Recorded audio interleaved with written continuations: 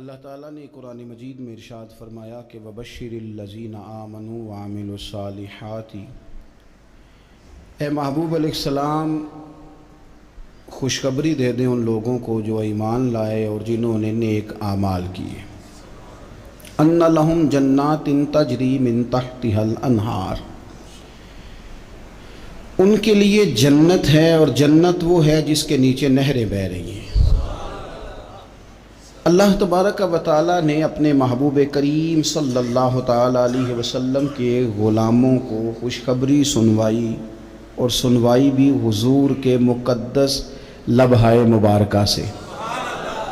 آپ انہیں خوشخبری دے دیں کہ ان کے لیے جنت ہے، باغات ہیں، اور باغات وہ ہیں جن کے نیچے نہریں رواں دواں۔ لیکن کن لوگوں کو؟ جو ایمان لائے اور جنہوں نے نیک اعمال کیے۔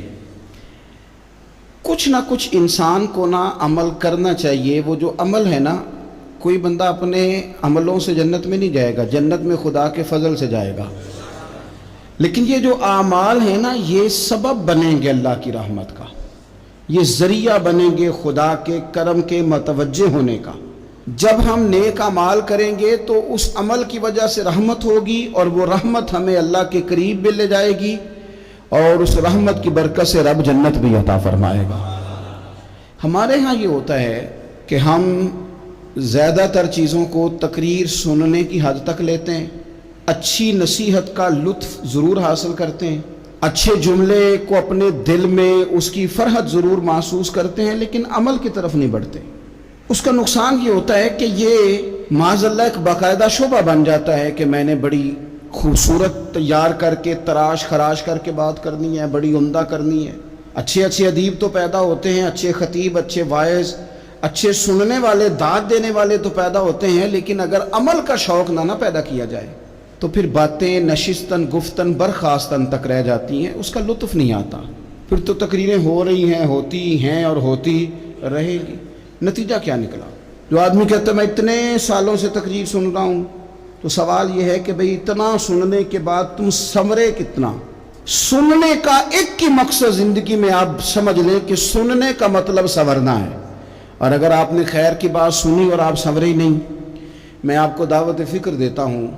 نبی پاک صلی اللہ تعالیٰ علیہ وسلم نے ارشاد فرمایا، ایک عورت تھی، طوائف تھی، ساری زندگی اس کی گناہوں میں گزری معاذ اللہ، پھر وہ ایک کنویں کے پاس سے گزر رہی تھی، ایک پیاسا کتا اس نے وہاں پیاس سے تڑپتے سسکتے دیکھا، اور پھر اس نے اپنے جوتے کو لٹکا کر اپنے دوپٹے کی مدد سے یا جیسے اس سے ممکن ہو سکا اس نے پانی نکالا، کتے کو پلایا، اللہ نے اس کی بخشش فرما دی۔ آپ ماشاءاللہ ہزاروں میں لوگ ہیں، آپ نے بڑی جلدی مجھے یہ بتانا ہے، یہ حدیث آپ نے پہلے بھی سنی ہوئی ہے نا؟ میرا خیال ہے کوئی بندہ نہیں رہا جو اس نے نہ سنی ہو۔ سنی ہوئی ہے نا ہم نے الحمدللہ۔ اتنے سارے بندے جو یہاں موجود ہیں انہوں نے سنی ہوئی ہے، تو ظاہر ہے امت مسلمہ میں جتنے لوگ ہیں ڈھیر ساروں نے یہ بات سنی ہوگی۔ لیکن میرا سوال یہ ہے، میں سڑکوں پہ روڈوں پہ سفر کرتا ہوں، ہم نے یہ حدیث درجنوں بار سنی کہ طوائف نے کتے کو پانی پلایا تو اس کی بخشش ہو گئی، لیکن حال یہ ہے کہ سڑک پر کسی گاڑی سے ٹکرا کر اگر کوئی کتا مر جاتا ہے، اب مر ہی گیا ہے، گاڑی والا، موٹر سائیکل والا، پجارو والا، بس والا کوئی اتنی جرت نہیں کرتا کہ لکڑی کے ساتھ، رسی کے ساتھ ہی پکڑ کے اسے سائیڈ پہ کر دے۔ وہ سڑک پہ مرا ہوا پڑا رہتا ہے، یہاں تک کہ گاڑیوں کے ٹائروں کے ساتھ اس کا گوشت لگ لگ کے سڑک صاف ہوتی ہے۔ اس محبوب کے ماننے والے جس محبوب نے بتایا کہ طوائف نے پانی پلایا تھا، اور ہمیں سمجھ بھی آ گئی اور حدیث پڑھ بھی لی اور سن بھی لی، پھر اس ملک کی جو مسلمانوں کا ملک ہے اس کی سڑکوں پر مرے ہوئے کتوں کو اٹھائے بھی کوئی نہ، اور زخمی کتا زخمی ہو ہی گیا ہے، اب اسے سڑک سے سائیڈ پہ ہی کر دیا جائے کم از کم، تاکہ اس کی اگر جان باقی ہے تو بچ جائے۔ تو پھر مجھے بتاؤ نا میرے دوستو، ہم نے کس لیے تقریریں سنی ہیں، کس لیے خطبے سنے ہیں؟ واعظ و نصیحت کی مجالس کا مطلب ہم نے کیا سمجھا ہوا ہے؟ تقریر، تحریر، تصنیف، اچھی گفتگو، اچھا جملہ، اس کا معنی ہم کیا سمجھتے ہیں؟ تو آج جو خوبصورت گھڑیاں شب برات کی صورت میں ہمیں نصیب ہونے جا رہی ہیں، اس سے پہلے اپنے دل میں یہ ارادہ کرو کہ رب کریم نے ہمیں جتنا دین کا فہم دیا ہے، سمجھ دی ہے، علم دیا ہے، ہم ارادہ کرتے ہیں اب ہم صرف سنیں گے نہیں، پڑھیں گے نہیں، صرف بیان ہی نہیں کریں گے، ہم عمل بھی کریں گے۔ کوئی تھوڑا سا نا عمل کا رستہ بھی تو میرے عزیز ہونا چاہیے۔ اب مطلب بہت ساری جگہوں پہ جانے کا موقع ملتا ہے تو لوگ کہتے ہیں پیر صاحب ناراض نہ ہونا، ہم نے بڑا بندوبست کیا ہوا ہے، تقریر ذرا نہ 1.25 گھنٹہ کرنا۔ تو میں کہتا ہوں مثلاً آپ مجھے بتائیں نا 1.25 گھنٹہ تقریر کرا کے آپ نے کیا کرنا ہے؟ اگر تو آپ نے اس لیے بلایا ہے کہ جناب ایک بات سنیں گے، ایک واز ہوگا، سر دھنیں گے، تو وہ تو مجھے آتا ہی نہیں، تو میں تو مختصر بات کروں گا اور اتنی کروں گا جس کی ضرورت محسوس کروں گا۔ لمبی چوڑی تقریروں کا کیا مطلب ہے؟ ہم کیا چاہتے ہیں سوائے اس کے کہ جناب بات بڑی اچھی کانوں کو لگ رہی ہے، مزہ بڑا آ رہا ہے، تو آپ نے لیا کیا؟ نتیجہ کیا نکلا؟ میرے رسول پاک علیہ السلام کے صحابہ جو حضور سے نصیحتیں لیتے تھے وہ کیسی تھی؟ حضرت عبداللہ بن بصر رضی اللہ تعالیٰ عنہ حاضر بارگاہ ہوئے، آ کے عرض کی یا رسول اللہ صلی اللہ علیہ وسلم، میں آیا ہوں سونے، پتہ نہیں دوبارہ آ سکوں کہ نہ آ سکوں، حضور پتہ نہیں موقع ملے نہ ملے، ایک بات مجھے بتا دیں، میں اس پہ عمل کروں گا، میری زندگی بھی بن جائے اور آخرت بھی بن جائے۔ تو کریم محبوب نے فرمایا عبداللہ زبان کو خشک نہ ہونے دینا، اس کو تر رکھنا۔ تر حضور کس چیز سے؟ فرمایا اللہ کے ذکر سے تر رکھنا، زبان اللہ کے ذکر سے تر رہے، ہر وقت رب کی یاد رہے، تیری دنیا بھی بن جائے گی اور آخرت بھی بن جائے گی۔ تو میرے عزیز اپنی زندگی کے اندر اب ہم نے عمل کرنا ہے۔ او جناب کمال پھر یہ ہے کہ جب واز سننے کا شوق بڑھ جاتا ہے، تقریر سننے کا شوق بڑھ جاتا ہے، سننے سنانے کا خالی مزاج ہو جاتا ہے، پھر بندہ ڈھونڈتا پھرتا ہے کہ نئی سے نئی چیز کہاں ملتی، انوکھی سے انوکھی چیز کہاں ملتی، انفرادی سے انفرادی بات۔ میرے بھائی آپ ضرور سنیں، ضرور سنیں، مومن کی گمشدہ میراث ہے، حکمت جہاں سے ملے لیں، لیکن عمل کرنے کے لیے لیں، عمل کرنے کے لیے۔ اب میرا دل کرتا ہے اب ہماری چپ سے بھی لوگ سبق سیکھیں۔ حضرت باجید بستامی فرمایا کرتے تھے جس نے ہماری چپ سے کچھ نہیں سیکھا اس نے ہماری تقریر سے کیا سیکھنا ہے۔ اب تھوڑا سا نا اشاروں کی بولی بھی سمجھیں، اب تھوڑا سا یہ بھی ہو کہ بس بات پوری ہونے نہ پائے اور انسان کی رغبت عمل کی طرف بڑھ جائے، یہ مزاج ہمیں دیا ہے۔ اب تو بھائی آ جائیں آپ، صبح بھی تقریر کر دیں، دوپہر کو بھی تقریر کر دیں، شام کو بھی تقریر کر دیں، تو پھر یہ بھی ہوتا ہے کہ جناب وہ بیان آپ نے جو سنایا تھا نا وہ ذرا دوبارہ سنا دیں، تو میں کہتا ہوں پہلے سننے پر عمل ہو گیا تو نہ کریں۔ اب ہمیں تھوڑی باتیں سیکھ کر ان پر عمل کرنا ہے اور آگے بڑھنا ہے۔ بڑی سادی بات میرے ابا جی بتایا کرتے تھے، والا صاحب کہتے ہیں کہ ایک دیہاتی بندہ نہ چلا گیا وہ کسی مولوی صاحب کی تقریر سننے، تو اس زمانے میں آپ کو پتہ ہے یہ واش روم کا مروجہ نظام نہیں ہوتا تھا، تو لوگ کھیتوں میں دوسری جگہوں پہ پیشاب کے لیے جاتے تھے۔ تو مولانا نے ایک احتیاط بیان کی، وہ کہنے لگے کہ پیشاب سخت جگہ پہ نہ کرو زمین پہ بیٹھ کر، ورنہ پیشاب کے چینٹے اڑیں گے، کپڑوں پہ پڑیں گے، اور حدیث میں سخت حکم ہے اس مسئلے۔ تو کوئی نرم جگہ ہو ایسی جہاں پیشاب کریں چھینٹے نہ اڑیں۔ وہ بندہ عمل کرنے والا تھا نا، اسے میری تقریر سن کے سر دھن کے جانا نہیں تھا، اس نے اتنی ساری ریت لے لی، کپڑے میں باندھ لی، اور وہ اس نے کندھے پہ رکھی ہوئی ہے، جہاں پیشاب کا وقت آتا پہلے ریت بچھاتا، پھر پیشاب کرتا تاکہ میرے کپڑوں پہ نہ پڑے۔ ایک صاحب نے اسے کہا کوئی ہفتے بعد چلو بیان سننے چلیں، تو کہنے لگا میں پہلے پہ عمل کر لوں یہی بڑا ہے، میں نے تو اتنی ساری ریت کندھا تھک گیا ہے میرا، اس دن سے اٹھائی ہے، تو میں نہیں چاہتا کہ نہیں بھی سنوں تو کسی اور جگہ میں۔ یہ تفریح تباہ کے لیے بات کو نہ سمجھیں، اس سادے آدمی نے جو ہمیں سمجھایا مجھے اور آپ کو، اس پر غور کرے کہ کل بھی سنا تھا، پرسوں بھی سنا تھا، پیر صاحب نے ترسوں بھی کہا تھا، شیخ نے پرسوں بھی کہا تھا، پچھلے ہفتے بھی کہا تھا، تو نے اگر شیخ کی بھی نہیں سنی، استاد کی بھی نہیں سنی، پیر کی بھی نہیں سنی، اور اس دور کے پیر جو صحیح کام کرنے والے ہیں، استاد جو صحیح کام کرنے، مجبور ہو گئے ہیں بیچارے، کہتے ہیں کس کی تربیت کریں، کس درد سے کہا تھا حضرت سلطان باؤ نے، وہ کہتے ہیں اور رب دا طالب کوئی بھی نہیں ملیا، تے جو ملے ہے طالب زردہ ہو، یہ تو آئے ہیں کاروبار سیدھا کرنے، فوٹو کھچوانے، فلاں کام کے لیے، یہ تو وہ جو ہم دینا چاہتے ہیں اس کا تو مزاج ہی نہیں۔ پہلے بھی میں نے کہا تھا، پھر کہتا ہوں مجھے شوق نہیں ہے، خدا مجھے معاف کر دے اس دن سے پہلے جس دن یہ شوق ہو کہ میں سویرے جاؤں گا تو نوٹ لاؤں گا، تو شام جاؤں گا تو نوٹ لاؤں گا۔ یہ شوق نہیں ہے، طبیعت نہیں ہے، من نہیں چاہتا، لیکن یہ کہ یہاں بھی آ جائیں خطاب کر دیں، یہاں بھی او خدا کے بندو ہم کہاں اس قابل ہیں ہم خطاب کریں. ہم نے تو نا جی ایک اذان دینی شروع کی ہوئی، صبح و شام ایک اذان پڑھتے ہیں، ہے یہ پیغام حضرت احمد رضا کہ بارگاہ نبی کے رہو با وفا. ہم تو کہتے ہیں ادھر آ جاؤ، ٹھوکریں کھاتے پھرو گے ان کے در پہ آ پڑو، قافلہ تو اے رضا اول گیا آخر گیا. ہم تو کہتے ہیں ادھر آؤ، اللہ رسول کی بارگاہ کی طرف رجوع کرو. اور وہ ایک جملے پہ اگر تو عمل ہو گیا، پیار سے باتیں کرتا رہتا ہوں، سب کے ساتھ نہیں کرتا، جس کا مجھے پتا ہو کہ یہ تھوڑا سہ لے گا. ایک دوست نے مجھے کہا کہ میں تو آتا ہوں تو مجھے علاقے کے لوگ کہتے ہیں ان کو بلاؤ، تو میں کہتا ہوں پورا عمل کرنا میری غلطی تو پھر میں باقیوں کو بھی لگا جاؤں گا. تو اگر تیرا ہی عمل نہیں ہو سکا تو باقیوں کو میں نے جا کے کیا سمجھانا ہے. تو ایک تو آج کی جو رات ہے، اس سے پہلے اپنے اعمال کی طرف میں اکثر کہتا رہتا ہوں کہ شب برات پہ ہر مسجد سے زور زور سے رونے کی آواز آنی بھی چاہیے. شب قدر پہ آتی ہے، عمرے پہ جاتے وقت لوگ معافیاں مانگتے ہیں، حج پہ جاتے وقت، اور کروڑوں لوگ یہ کام کرتے ہیں سال میں.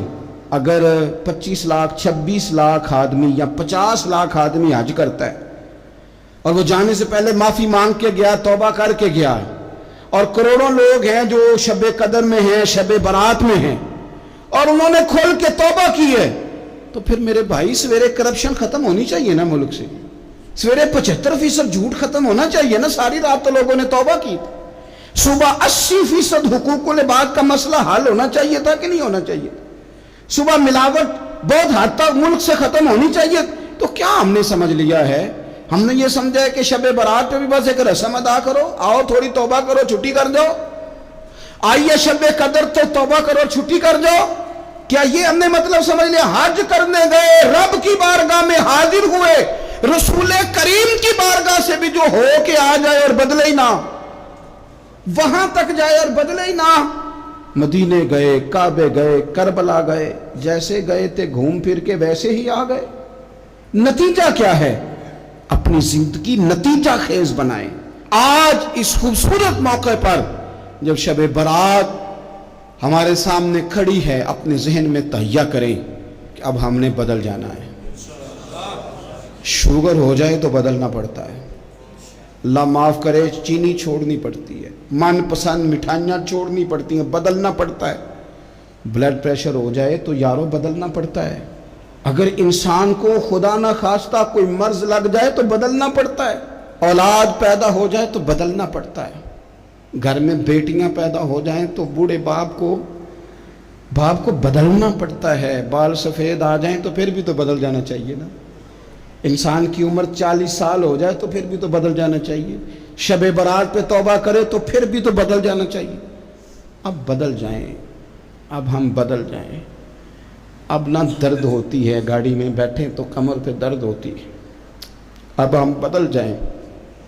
اب لوگ بتاتے ہیں تیرے بال سفید ہونے لگ گئے، اب ہم بدل جائیں. اب لوگ ہمیں کہتے ہیں بچے جوان ہو گئے، اب ہم بدل جائیں نا یارو. اب لوگ ہمیں کہتے ہیں کہ اوہو اب تو آپ اٹھتے وقت زمین پہ پہلے ہاتھ رکھتے ہیں پھر اٹھتے ہیں. اب بدل نہ جائیں. اب محسوس ہوتا ہے کہ نیند گہری نہیں آتی، اب محسوس ہوتا ہے کہیں کہیں جسم میں تکلیف ہے. اب بدل نہ جائیں. اب نہ کئی کلاس فیلو چلے گئے دنیا چھوڑ کے، اب بدل نہ جائے. اپنے بہن بھائیوں میں سے کئیوں کا جنازہ پڑا، بدل نہ جائیں. ہم میں سے کئیوں نے ماں باپ دفن کر دیے، پھول ڈال دیے قبروں پہ. اب بدل جائیں.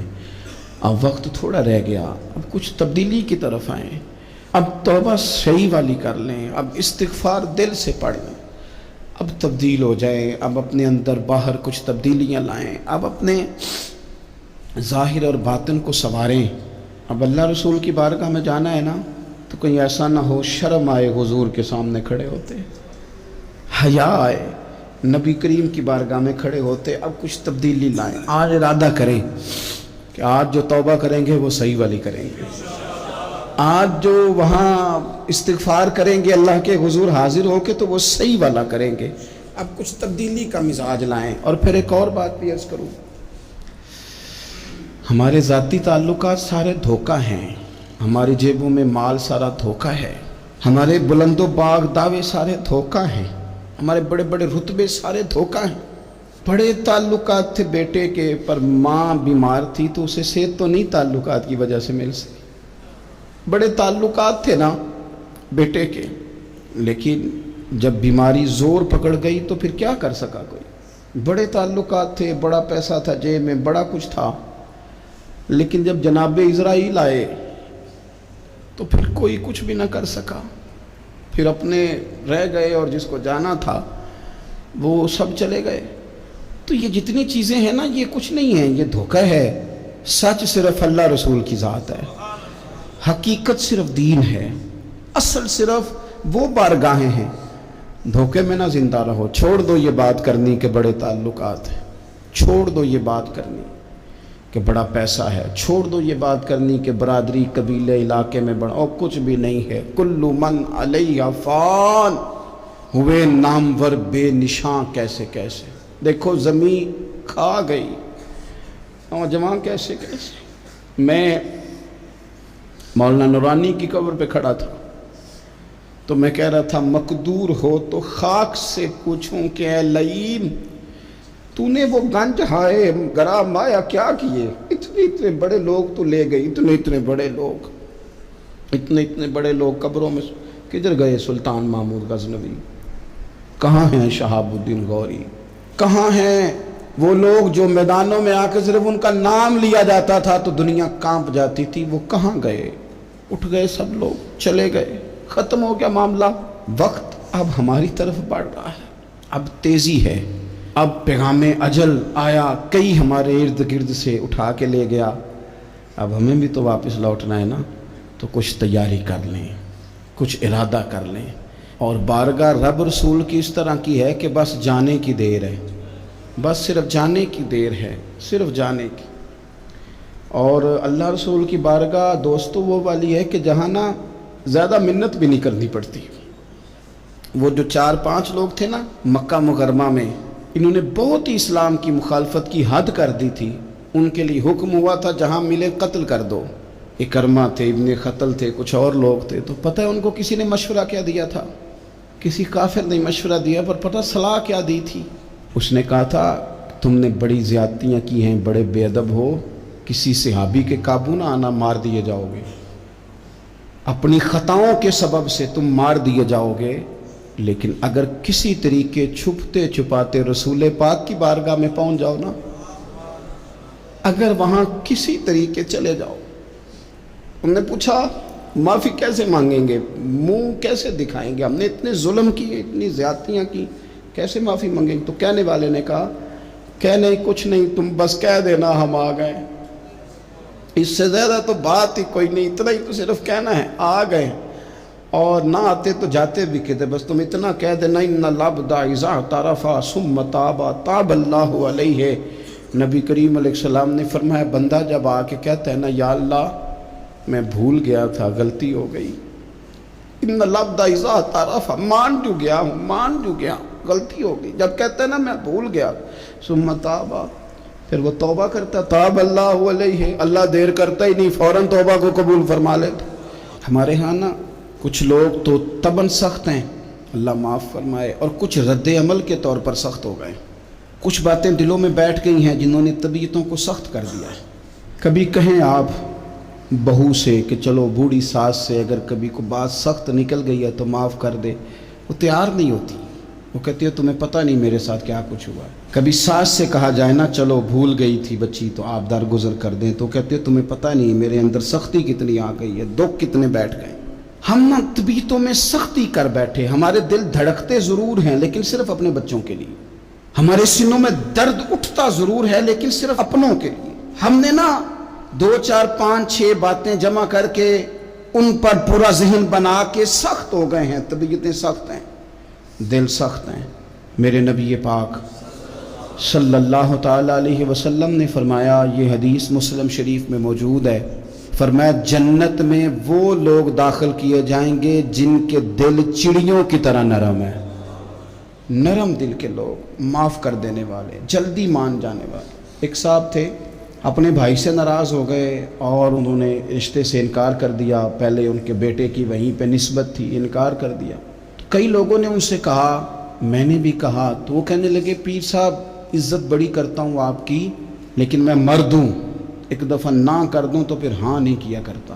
تو میں نے اس صاحب سے کہا، میں نے کہا یوں نہ کر، اگر صبح قیامت تیرے بارے میں کوئی سخت فیصلہ آ جائے اور رب کو منانا ہو کسی مقام پر تو کیا کہے گا؟ بہانے بنا بنا کے ہم سخت ہو گئے، دل اتنے سخت پتھر کر لیے، میں فلاں ہوتا ہوں جی، میں نہیں دوبارہ کسی کی سنتا۔ اور خدا کے بندو، میرے نبی پاک علیہ السلام نے فرمایا مومن تو اس طرح ہوتا ہے جس طرح اونٹ کے ناک میں نکیل ہوتی ہے، بٹھا دو تو بیٹھ گیا، اٹھ جاؤ تو اٹھ گیا۔ اور حضور نے فرمایا وہ لوگ جو بہت بد اخلاق ہیں، جھگڑالو ہیں، فسادی ہیں، سخت دل ہیں، وہ لوگ جنت میں نہیں جائیں گے۔ جو جھگڑے کرتے پھرتے ہیں جھگڑالو لوگ ہیں۔ عزیز دوستو، اپنی زندگی کے اندر طبیعت میں نرمی، اگر طبیعت نرم ہو گئی نا جی، مزاج میں نرمی آ گئی، تو پھر آپ محسوس کریں گے کہ آپ معاف کرتے بھی جلدی ہیں اور معافی دیتے بھی جلدی ہیں۔ پھر آپ کے تعلقات بچیں گے، آپ کی نسبتیں بچیں گی، آپ کے بہت سارے رشتوں میں قربت آئے گی، ٹوٹیں گے نہیں۔ ایک تو دل نرم کریں، کسی شخص کے بارے میں دل میں کوئی بات ہے تو اسے معاف کریں اور معافی دیں۔ کچھ لوگ بالکل ٹھیک ٹھاک ہوتے ہیں، کوئی ناراضگی نہیں ہوتی، لیکن آپ نے بچی کی شادی کا کارڈ دیا نہیں تو فوراً ناراض ہو جاتے ہیں، اور پھر آپ سمجھا رہے ہیں، قائل کر رہے ہیں، وہ تیار ہی نہیں ہے قائل ہونے کو۔ سنو، اور اس حدیث کو یاد رکھنا، نبی پاک صلی اللہ تعالیٰ علیہ وسلم نے فرمایا جس کے پاس اس کا بھائی عذر لایا، بھائی معافی مانگنے آیا اور پھر اس نے معاف نہ کیا، اللہ کے حبیب فرماتے میرے حوض کوثر پہ نہ آئے۔ تو سخت ہو کے بیٹھ گیا ہے، تو کہتا ہے میرے سے پہلے سنے، میں آپ کو بتاؤں اس نے میرے ساتھ کیا کیا، اور ٹھہر جا۔ اگر حساب کتاب کے بعد معافی والا اصول رکھ لیا جائے کہ پہلے حساب کتاب ہوگا، غلطیوں کا مداوع ہوگا، پھر معافی ہوگی، تو یہی حساب اگر رب کریم بندوں کے ساتھ کرے تو پھر میں اور آپ کدھر جائیں گے؟ تو اس سادی بات پہ آ جاؤ نا، تو دو جملوں میں حضور نے سمجھائی ہے، فرمایا تم رب کے بندوں کو معاف کر دو، اللہ تمہیں معاف کر دے گا۔ تو آج کی شب سے پہلے، آج کے دن سے پہلے، رمضان المبارک کے تشریف لانے سے پہلے اپنی طبیعت کے اندر ایسا ذوق لائیں، ایسی طبیعت لائیں کہ ہم نے معافی دینی بھی ہے اور معافی لینی بھی ہے۔ بعض اوقات ہم رسم ادا کرتے ہیں شب برات سے پہلے، یہ سوشل میڈیا پہ چل گیا، فلانے کو فلان کہہ دیا، اگر کوئی کبھی ہوئی نا تو معاف، ایسے تو نہیں نا معافیاں ہوتی۔ ہمیں پتہ ہوتا ہے ہم سے کون ناراض ہے، ہمیں خبر ہوتی ہے ہم نے کس کو تکلیف دی، ہمیں پتہ ہوتا ہے کس نے ہمارے لہجوں سے پریشانی پائی ہے، کون ہے جو ہماری وجہ سے اذیت کا شکار ہے، تو اس سے جا کے معافی مانگے، تو یہ چیزیں معافی کا سبب بن جائیں گی۔ اور پھر میرے نبی پاک صلی اللہ علیہ وسلم نے دو چار چیزیں اور بھی بیان کی ہیں، میرا دل کرتا ہے کہ وہ بھی ذرا آپ کو عرض کر دوں۔ حضور سید عالم علیہ السلام نے نا جنت میں لے جانے والے جب اعمال بیان کیے تو حضور علیہ السلام نے فرمایا کہ ایک تو زکوٰۃ صحیح ادا کرنا، شرک سے بچنا، توحید پہ قائم رہنا، اور زکوٰۃ ٹھیک ادا کرنا، اور اپنے رشتہ داروں سے اچھا سلوک کرنا، جنت میں داخل ہو جاؤ گے۔ یہ جو ہمارے زیادہ قریبی لوگ ہوتے ہیں نا، ان کا حق بھی شریعت نے زیادہ رکھا ہے، اور یہ بعضوں کا تکلیف بھی زیادہ دیتے ہیں۔ لیکن میرے عزیز، ایک بات سمجھ لیں اچھی طرح سے اور اپنے دل میں بٹھا لیں، میں نے درجنوں بار کہی ہے، پھر کہتا ہوں، اللہ تعالیٰ نے جو خاندان میرے لیے پسند کیا ہے نا، مالک نے مجھے وہاں پیدا کیا ہے، تو جو چچا اللہ نے میرے لیے پسند کیا ہے وہ مجھے بھی پسند ہونا چاہیے، اور جو ماموں اللہ نے میرے لیے پسند کیا ہے وہ مجھے بھی پسند ہونا چاہیے۔ انسانوں کے اندر کمزوریاں بھی ہوتی ہیں، خوبیاں بھی ہوتی ہیں، لیکن ہمارا یہ مسئلہ بن جاتا ہے کہ ہم نہ صرف کمزوریوں کو ڈسکس کرتے ہیں، خوبیوں کا تذکرہ کرتے ہی نہیں، اپنے مزاج کے اندر اس بات کو آپ نے پیدا کرنا ہے۔ آج ایک اور ارادہ بھی کریں، ایک اور اپنے ذہن کے اندر بات بھی زیادہ شوق کے ساتھ پیدا کریں۔ آپ یہ کوشش کریں کہ اپنی صلاحیتوں کو دیکھیں کہ آپ میں کیا خوبی ہے، بولنے کی ہے، لکھنے کی ہے، مال خرچ کرنے کی ہے، کسی کو پیغام دینے کی ہے۔ مسجد نبوی شریف میں ایک بی بی صرف جھاڑو خالی دیتی تھی، بیمار ہو گئی تو سرکار تیمارداری کرنے گئے، اور صحابہ نے حضور کو اطلاع دیے بغیر تدفین کر دی، جنازہ پڑھا دیا، تو حضور نے قبر پہ کھڑے ہو کے دوبارہ جنازہ پڑھایا۔ اپنے وجود کو بیکار نہیں رکھنا، اس سے کوئی کام لیں۔ اللہ فرماتے ہیں افحسبتم انما خلقناکم عبثا وانکم الینا لا ترجعون، فرمایا تم کیا سمجھتے ہو ہم نے تمہیں بیکار پیدا کیا ہے، اور کیا سمجھتے ہو تم نے لوٹ کر ہمارے پاس آنا نہیں؟ ایک ذرہ بھی تو بیکار نہیں ہو سکتا، لہذا میں کسی شخص سے بیزار نہیں ہو سکتا۔ اپنی اس صلاحیت کو ضائع نہ کریں۔ ہم نہ بہت سارا وقت ضائع کر رہے ہیں، ادھر ادھر موبائل کھول لیا، دیر تک فلانی چیز دیکھی، پھر فلانی دیکھی، پھر فلانی بحث کی۔ تو اپنے آپ سے نہ کچھ کام لیں، کچھ خدمات کریں۔ ہم زیادہ وقت لوگوں کا انٹرویو کرنے میں ضائع کرتے ہیں، دوسروں کی تفصیلات حاصل کرنے میں وقت ضائع کرتے ہیں، لوگوں کا دھیان رکھنے میں وقت ضائع کرتے ہیں۔ آج کے بعد اپنا دھیان رکھنا ہے، اپنی صحت کا دھیان رکھنا ہے، اپنے معاملات کا اپنے اوپر تھوڑی توجہ دینی ہے، کوشش کرنی ہے کہ کس حد تک ہم اپنی صلاحیت سے فائدہ لے کے کسی کا کچھ نفع کر سکتے ہیں تو وہ نفع کریں، اپنے وجود کو نفع بخش بنائیں۔ حدیث پاک سنیں گے تو آپ محسوس کریں گے کہ اللہ کتنے اجر دینے والا ہے۔ نبی پاک علیہ السلام نے فرمایا جس نے دین کے رستے میں اتنی دیر بھی قتال کیا، لڑا، اتنی دیر جتنی دیر اونٹنی کا دودھ دھونے میں لگتی ہے، اتنا تھوڑا وقت بھی دین کے لیے اگر کوئی نکلا، جد و جہد کی، قتال کیا، لڑا، فرمایا اس بندے کو بھی اللہ جنت عطا فرما دے گا۔ اتنا تو کام کرے نا، اتنا تو کام کرے۔ اور حضور علیہ السلام نے رغبت دلائی، یعنی جتنا بھی عمل، حضور فرمانے لگے کسی عمل کو چھوٹا نہ سمجھنا، کچھ نہ ہو سکے تو اپنے بھائی سے مسکرا کے میلی لینا، اللہ اس پر بھی صدقے کا ثواب عطا کر دے گا۔ اور نبی پاک علیہ السلام نے فرمایا دوزخ سے بچ جاؤ صدقہ دے کے۔ خیال آتا تھا یا رسول اللہ کتنا کو دیں؟ تو فرمایا خشک کھجور کا ایک ٹکڑا، یعنی پوری کھجور بھی نہیں، خشک کھجور کا ایک ٹکڑا بھی خیرات کر کے بچ سکتے ہو تو وہ کر کے ہی صدقہ دے کے اللہ کے عذاب سے بچ جاؤ۔ معنی کیا ہے ان ساری روایتوں کا کہ کچھ کرو تو صحیح نا، کچھ کرو تو صحیح نا۔ ہمارے ایک بزرگ تھے تو کرونا کے دنوں میں انہوں نے ایک جملہ کہا، کہنے لگے یہ کرونا پتہ تمہیں کیا کہنے آیا ہے؟ کہنے آیا ہے کہ بیماریاں آ رہی ہیں، حالات خراب ہیں، یہ کرونا نہیں، یہ کہتا ہے کچھ کرو نا، کچھ اللہ اللہ کرو نا، فارغ نہ بیٹھو، دیکھو کیسے لوگ ڈھیروں کے ڈھیروں اب جا رہے ہیں، اب کچھ کرنا ہے انشاءاللہ تعالی، اب کچھ وقت ضائع نہیں کرنا، اور زندگی میں کچھ، میں کہہ چکا ہوں کہ ایک بندے کو بھی اللہ نے بیکار نہیں پیدا کیا، ہم نے خود اپنے آپ کو بیکار کر لیا۔ اپنے آپ کو بیکار نہ کریں۔ جب رب کہتا فحسبتم انما خلقناکم عبث، کیا تم سمجھتے ہو میں نے تمہیں بیکار پیدا کیے؟ آپ لوگ بڑے کام کے ہیں، بس اپنے آپ کو پہچانے۔ اقبال کہنے لگے عجب نہیں کہ خدا تک تیری رسائی ہو اور تیری نظر سے تو پوشیدہ ہے آدمی کا مقام، تو بندے کوئی نہیں سمجھ سکا تو وہاں تک تو کیسے جائے گا؟ اپنے آپ کو پہچانے۔ یہ جو کہتے ہیں نا مجھ سے کچھ بھی نہیں ہوتا، ناراض تو نہیں ہو جائیں گے؟ یہ کچھ کرنا نہیں چاہتے، یہ صرف ادھر ادھر دھیان رکھ کے ایک فوٹو چڑھا کے ادھر بھاگ ادھر اپنے نفس کو راضی کرتے ہیں۔ نفس بس کہہ رہا ہے آج یہ کر لو تو وہ کر لیا، ادھر دیکھ لو تو ادھر دیکھ لو۔ اس سے نکلیں، مثبت، مضبوط، مستحکم ارادے کریں اور پھر چل نکلیں۔ لڑنا شرط ہوتا ہے، جیتنا شرط نہیں ہوتا۔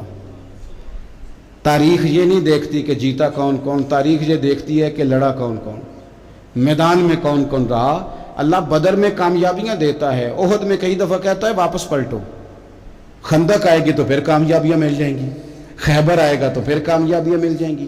تو اس لیے ہمیشہ جیتنا ہی ضروری نہیں، لڑنا ضروری ہے۔ ہمت کریں، کوشش کریں۔ اللہ تعالیٰ آپ سب کو جزائے خیر عطا فرمائے۔ آخر دعوانا